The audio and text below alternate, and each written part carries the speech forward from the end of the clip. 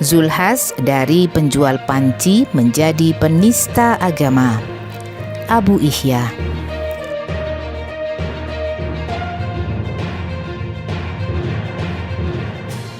Kacang lupa akan kulitnya. Barangkali itulah yang pantas dikenakan kepada Menteri Perdagangan sekaligus Ketua Umum Partai Amanat Nasional PAN, Zulkifli Hasan Zulhas.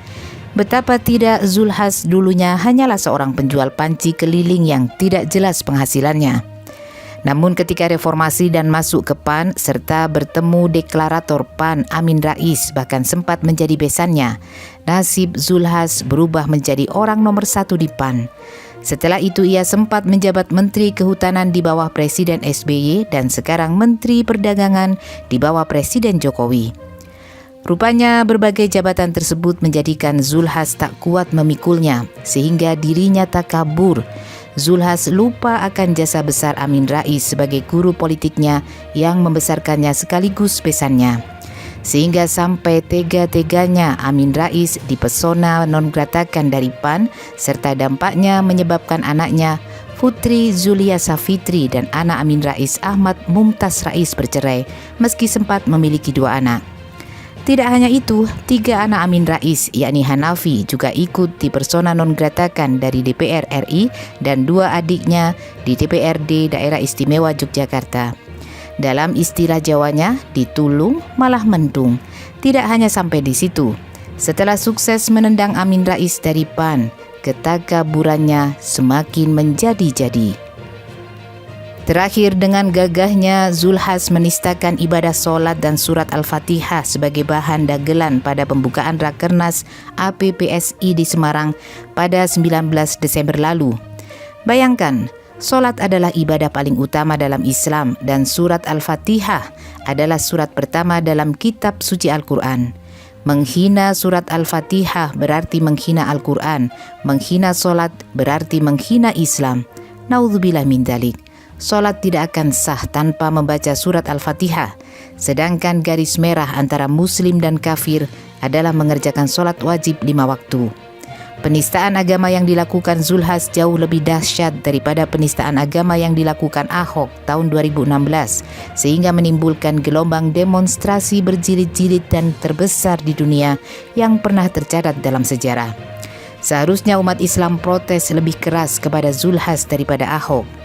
Kalau Ahok sampai dilaporkan ke polisi dan diseret ke pengadilan dan dihukum 2 tahun, mengapa Zulhas adem ayem dan tenang-tenang saja sambil memikirkan dinasti politik yang sedang dibangunnya? Apa karena dalam menista solat dan surat Al-Fatihah, Zulhas menyebut-nyebut nama Prabowo yang berpasangan dengan Gibran dan didukung Presiden Jokowi serta menjadi capres dari PAN? Kalau solat maghrib baca Al-Fatihah, ada yang diam sekarang saking cintanya sama Pak Prabowo. Ada yang duduk tahiyat akhir dalam solat dengan menunjuk menggunakan 2 jari, bukan 1 jari, kata Zulhas dengan takaburnya. Seperti Prabowo usai debat perdana dengan mengatakan dasmu etik yang sengaja ditujukan kepada Anies, silahkan, Anies hanya manusia biasa.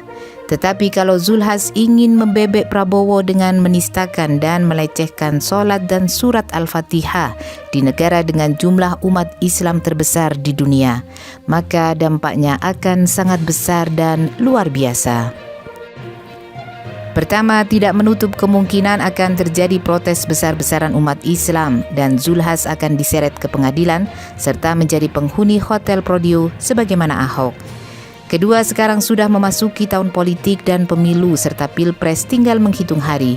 Meski setiap hari kampanye besar-besaran dengan biaya sangat mahal di televisi, PAN diprediksi jeblok anjlok dan jutaan warga Muhammadiyah yang semula sebagai pemilih tradisional PAN akan mengalihkan dukungannya kepada Partai Umat yang didirikan Amin Rais yang juga mantan Ketua PP Muhammadiyah.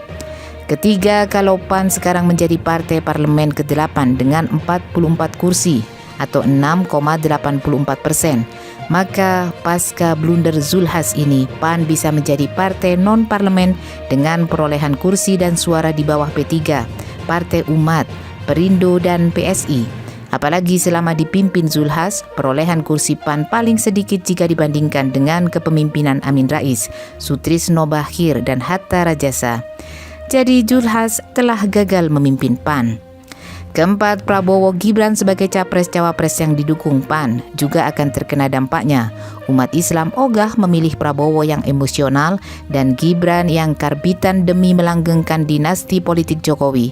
Rakyat akan menolak bentuk NKRI seperti Korea Utara.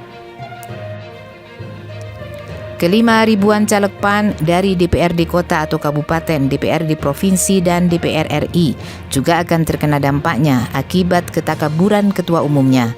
Umat Islam terutama jutaan warga Muhammadiyah tidak akan mau mencoblos mereka meski digerojok sembako setiap kampanye selama Zulhas masih ketua umum PAN. Umat Islam dan warga Muhammadiyah akan beranggapan kalau memilih caleg PAN berarti memilih partai yang dipimpin si penista agama, penghina solat, penghina surat Al-Fatihah, dan penghina Al-Quran. Maka satu-satunya jalan untuk menyelamatkan PAN mumpung masih ada waktu 2 bulan adalah digelarnya Kongres Luar Biasa KLB untuk mencopot Zulhas dari kursi ketua umum dan menggantinya dengan tokoh PAN yang bisa diterima warga Muhammadiyah dan umat Islam Indonesia. Jika kursi Zulhas tetap dipertahankan, saya hakul yakin PAN tidak akan lolos presidensial threshold dan akan berubah dari partai menengah menjadi partai kecil. Maka akan tamatlah riwayat politik PAN.